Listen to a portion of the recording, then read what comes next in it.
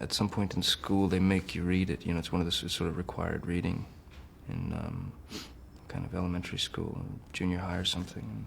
It's also one of those famous Halloween stories. So yeah, we grew up with it. You know, it's one of those sort of legends.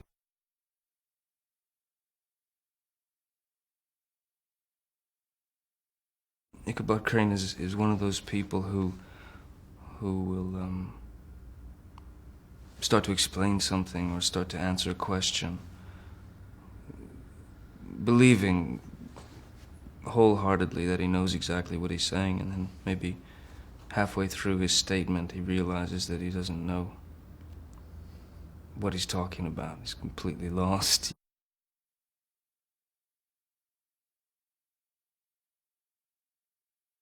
I kind of loosely based the character on a couple of different people, two or three different people. One certainly is a guy that was a good friend of mine, and someone I admired very much as an actor, a guy named Roddy McDowall. So, in a way, this is part of a sort of a salute to Roddy McDowall, who was a terrific man. Also, Angela Lansbury is kind of a great inspiration for the character. And Basil Rathbone to some extent, not because I didn't sort of model him after Basil Rathbone, but there was a kind of there was a force that he had. There was a sort of an energy in his delivery.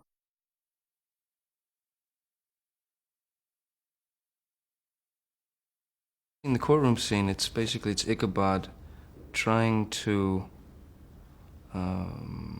make them understand that it is the modern age that they're moving into, and that they should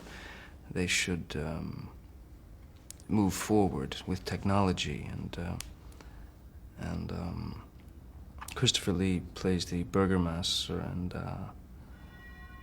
and he's absolutely unbelievable. He's so powerful. I mean, he's talk about a force. And Christopher Lee is just this amazing, sort of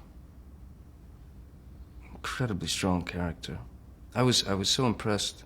I mean, of course, I'd been a big fan of Christopher Lee's for many years, as Tim is, you know. But to get into the ring with him like that and have him sort of focus into you and hit you like that, it's a very strong. He's very strong, an amazing guy.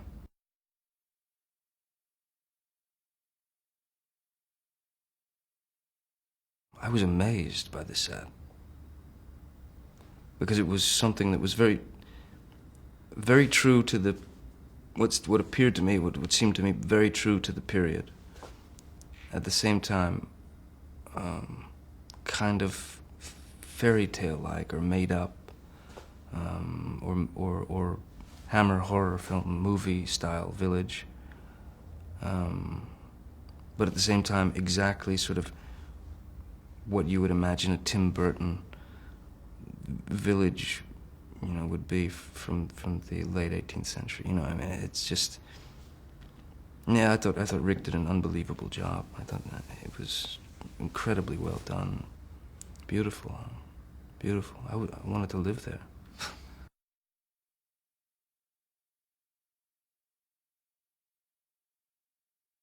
Ichabod is sent from New York from New York City up to Sleepy Hollow, which is upstate New York, to investigate these murders where they find these bodies have been decapitated, heads been chopped off, and so they think there's a sort of a madman on the loose. He believes there's a sort of a madman on the loose, whereas the villagers start talking about the story of the Headless Horseman, who is this kind of phantom menace, you know, this ghoul who's going around chopping people's heads off. Ichabod doesn't buy into it at all, and basically finds the entire town pretty backward.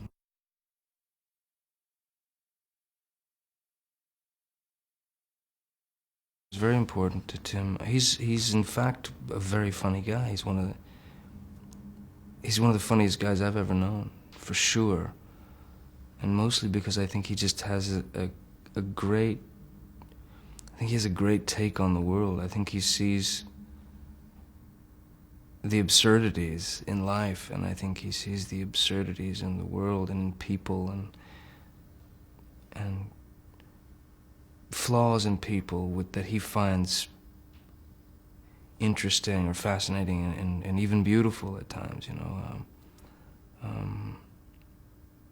Again, that's Tim with this kind of incredible focus and understanding and attention to detail.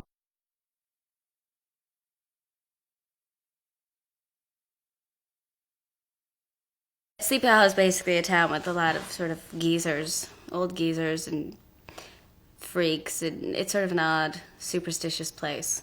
And I'm the daughter of the wealthiest man in Sleepy Hollow. And I'm probably your stereotypical damsel in distress, love interest, fairy tale girl.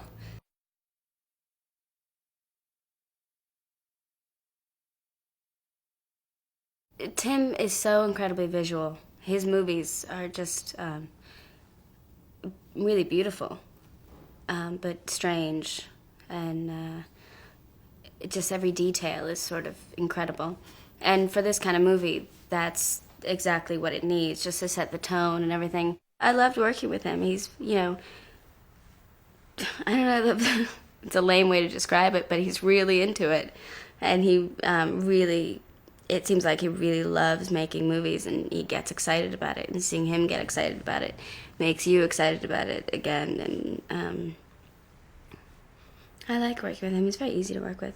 He doesn't go into any of that crazy, like a therapy talk, like characters' emotions and stuff, so that's just fine.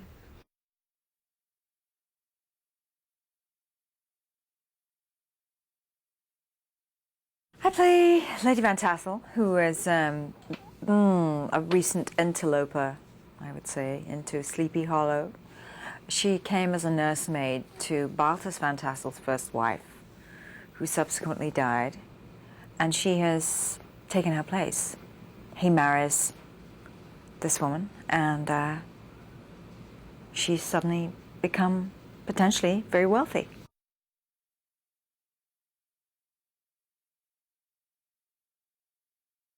Many people are being murdered in the town of Sleepy Hollow by, purportedly, a headless horseman. And into this community comes Ichabod Crane from New York, the man of reason, the constable who's been sent to sort out, the first forensic guy, really, to sort out why these murders are happening and, to try and bring someone to justice.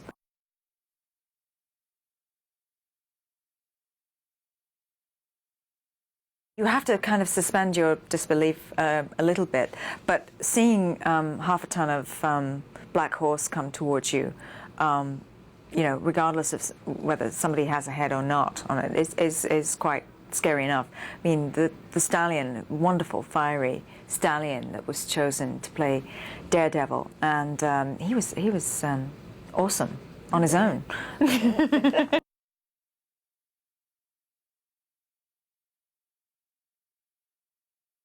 When you walk onto a set that Tim's made, it's extremely magical and, of course, very quiet, as in the case of the wood, because it's not a real wood. We're in a soundstage, so there are no birds, nothing. So that kind of makes it creepy, but reinforces everything that's happening in the movie anyway, because it's it's like another world, really, that you're entering, and it's just very exciting to see his drawings, these beautiful drawings, realized in full, as in the case of the windmill, for example. We were out on location, and it's enormous, and every bit of what Tim creates seems to have a life of its own. So the, strangely shaped tree is imbued with life, and the windmill seems imbued with life, and you know, everything has potential.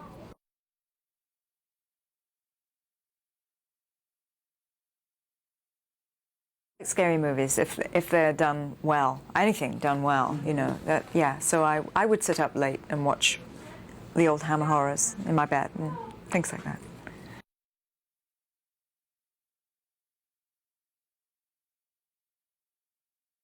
Tim is somebody who feels very embracing.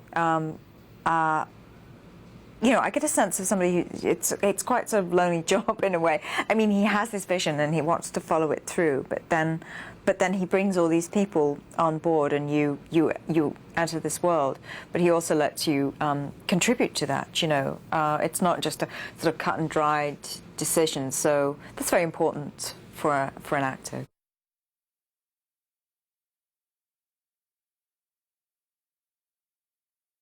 The first time the horseman leaps out of the tree is a great moment for me, which you could only imagine when you were making the movie. And I know that was going to be technically difficult for them, and they didn't know quite how it was going to be achieved, but I think they've done a magnificent job. So that's an exciting bit for me.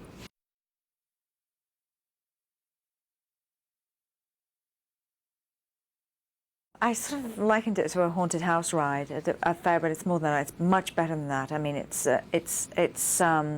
quite heart-thumping, both romantically and in excitement terms. You know, I mean, it's something that the sound goes right through you. It's funny. It's dark.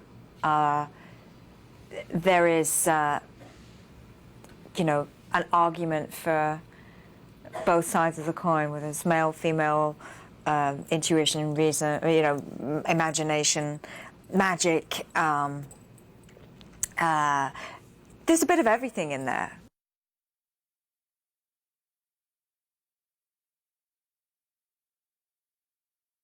It's a horror story, really. It's a headless horseman who comes in the night in the woods and chops people's heads off, and it's ghastly. And I can't say much more than that because it's got a terrific ending and it's very complex, and it's the hunt for who it is.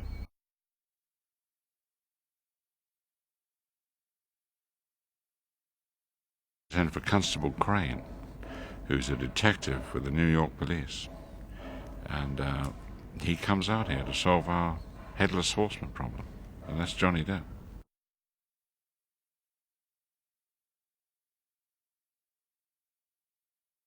A few weeks ago we were in Shepperton where they built the wood, the forest, you know, and that's amazing. It takes over a whole stage. It's mysterious, it's deep, it's up and down hills, a big tree, all the trees are dead. It's very frightening, and horses gallop through it.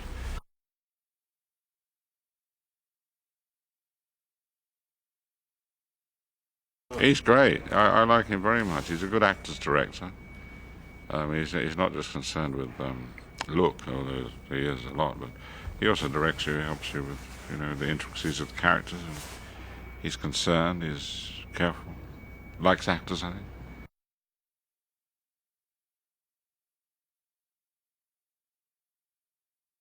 We're a very small little unit of London theatre actors. Ian McDermott, myself, Michael Gough, and we all know each other from the theatre, from the Royal Shakespeare Company and the National Theatre.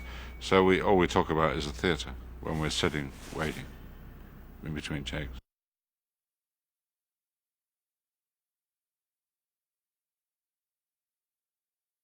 My agents heard about it, and they're like real go-getters. They push, and they're really energetic, and they're, you know, they heard about it, and they said, well, we got to get you out on this. It's a Tim Burton film. I'm like, yes, you got to get me out on a Tim Burton film. And they're like, it's starring Johnny Depp. And I'm like, oh my God, you look at these two people, and of course you got to be a Tim Burton fan if you're. Well, I am.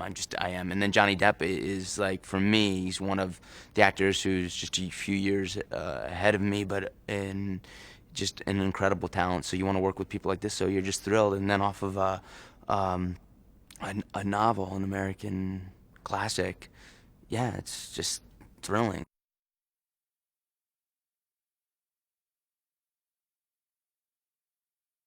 I came on the set not knowing what to expect, because, you know, I'm thinking, okay, this is supposed to look like New Jersey, but way back in 1800s, and New York, and right around the Tappan Zee and everything, where all this is supposedly occurred, and or in the novel supposedly occurred, and all the stories that I've heard, this is where it all happened. So I'm trying to think of something, and this is scarier.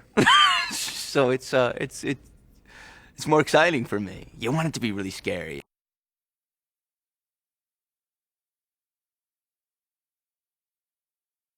I love the movie business, and so for me, this is a thrill. I'm a big fan of it, rather than just being like somebody that's like, oh yes, it was this and this. I love it. I get excited. So every process, every bit of it is really exciting to me, and just I'm thrilled. I mean, I'm getting paid to do what I love the most in my life, and I'm getting to be around people that I'm fans of and that I'm excited to be around anyhow. So it's like totally exciting and amazing. And these people, I'm fans of all different aspects of it, like the horror and the thrill and the excitement. It's fun.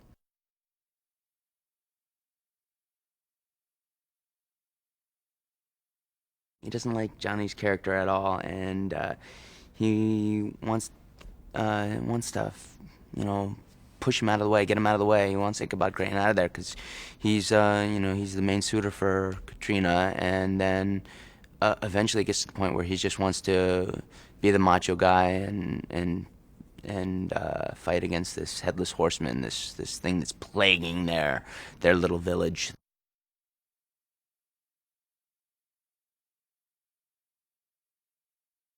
You're not too sure of, like, Katrina Van Tassel. You're not too sure of her either, because she's pretty, but she's very mysterious. She's aloof in a way. She's a witch, a sweet witch.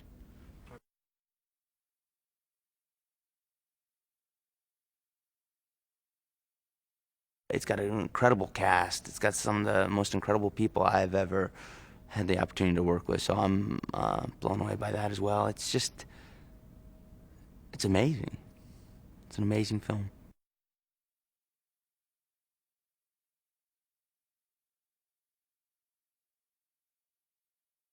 He has such wonderful humor and imagination. His cross-referencing of things is so brilliant, and I think he's a great filmmaker. Any movie would be made for him.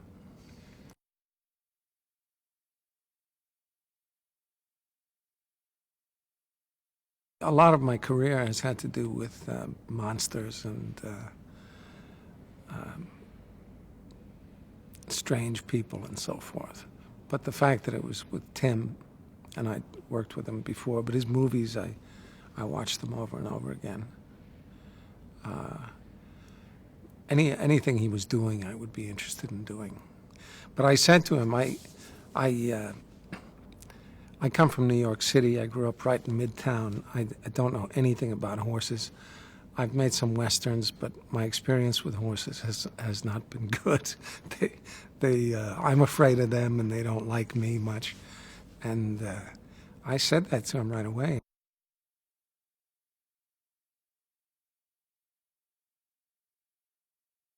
But then there are the advantages. No head means no makeup, no lines.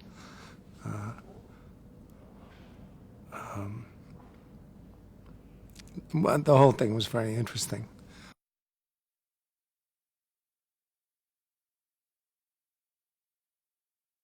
I'd love to play a romantic guy. And in life, you do get a chance once in a while to do different things. I've been in musicals. I've done lots of different things. But my forte seems to be psychotic, twisted people. And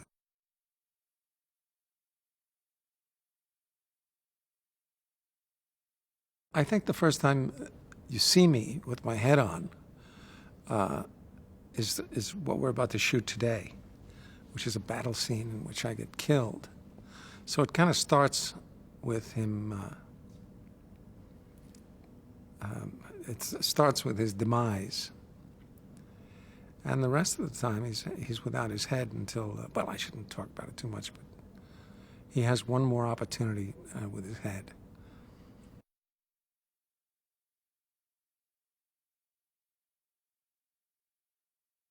There is a kiss. And I haven't seen it. I did it, and it was fun. But, you know, having played all these villains and twisted people, I've never had a romantic scene. I've never had a movie kiss.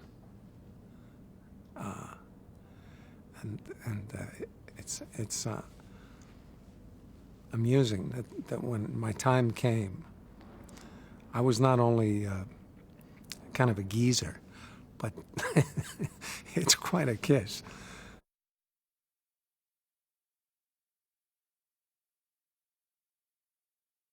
When I was beginning, I used to do that.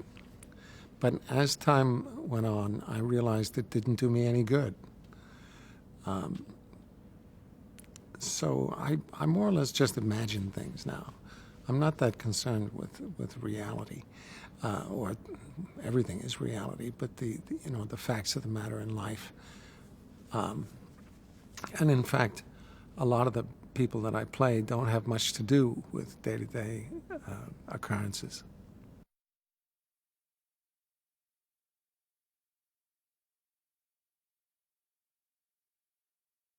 I guess I became aware of it from the Disney cartoon. It's a famous story, although I've never met anyone who's read the book.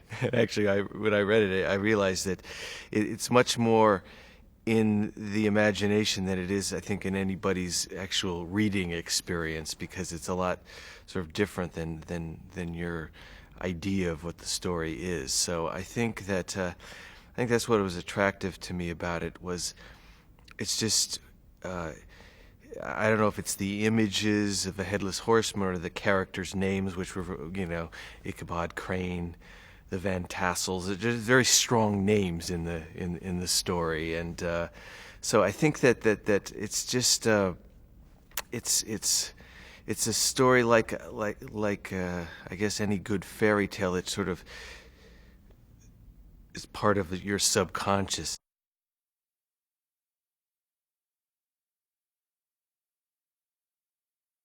In America, there's so few of those kind of stories. Most of them are based, in other countries, I guess, because it's a relatively new country that, seemed like one of the first kind of American horror stories or folk tales.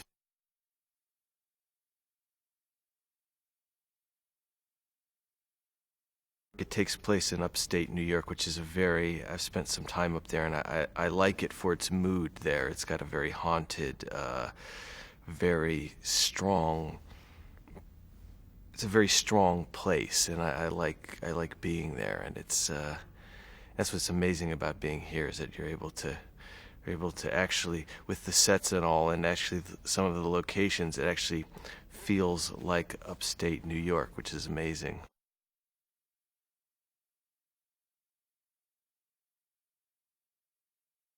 These types of films, it's very, it's a strong design element and a lot of things that needed to be manufactured and things that needed to be made. And I'd worked here about 10 years ago, and the artists here are really just incredible, and film artists are great, and painters, the backdrop, you see somebody painting a backing, and in 10 minutes there's this beautiful sky, it's incredible. And so the artists here are great, and then a lot of the actors are from here, based here, and they're great. So we have a really great international cast and crew, which is amazing. It's great to hear all these different accents at once.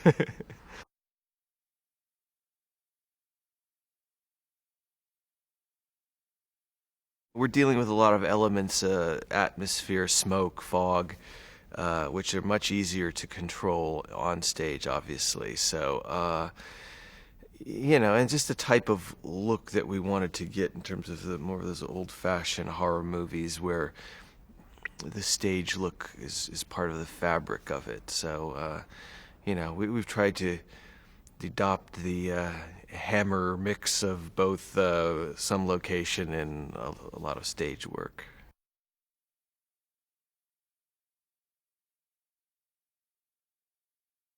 I have to say I am enjoying it very much because I do love the imagery, and there's a certain type of imagery that I've actually never really been able to be a part of, which I've always loved, and this is sort of like the first time I've able to really do something like this where like I've grown up enjoying it and like trying to do it to some degree.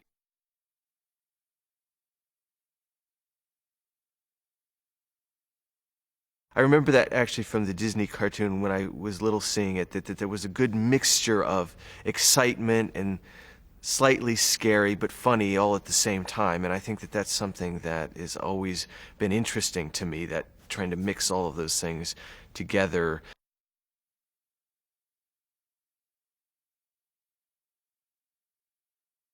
You're doing lots of little pieces of things, you know, and I mean, I think we'll all be surprised when it's all done, because it's just so many little elements that I think it's hard for the actors in a way, because you can't. I mean, we're trying to make it as old-fashioned as we can, in the sense to where you know, we're not using a lot of blue screen. We're not using a lot of. I mean, we're trying to build sets and things, and so that when there is acting required, they're able to do it without it being against a blue screen and things like that.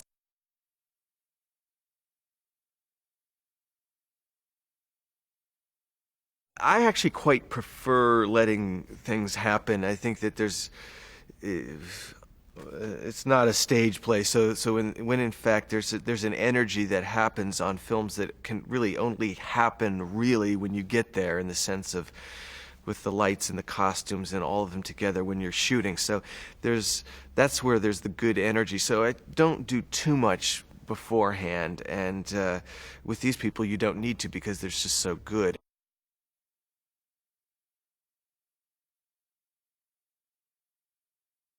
This is the third time I've worked with him, and each time it's different, and I enjoy his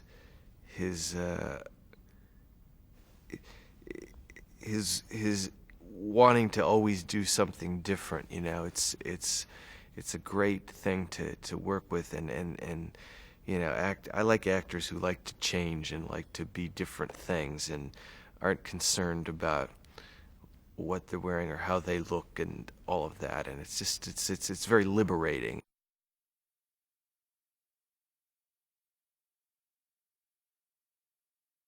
You can see why he played Dracula, because he like hypnotizes you, you know. It's like he just looks at you with his eyes and you just are compelled, you know. It's so hypnotic in his voice, and he's just it's just an honor again to meet somebody whom you've watched and admired, and then, you know, to hear him say Sleepy Hollow, you know, is like that's what I've been looking forward to for the whole time since I knew he was going to do it.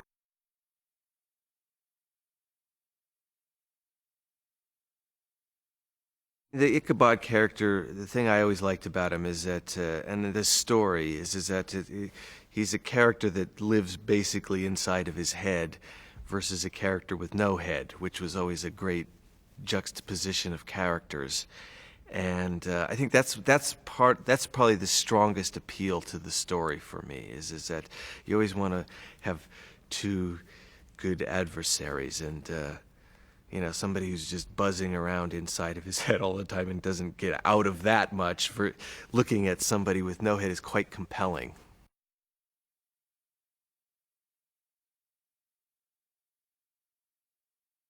Dutch colonialism is not, I think, a lot of our favorite periods of time. I mean, you know, when I used to be in school looking at pictures of George Washington and these types at this time, I thought, well, you know, it's like when you see clothes from the 70s, you wonder why people could ever dress that way. It sort of goes back to that period too. But so we tried to just make it more of a fairy tale, and not so very hardcore specific period piece and make it much more of a fantasy.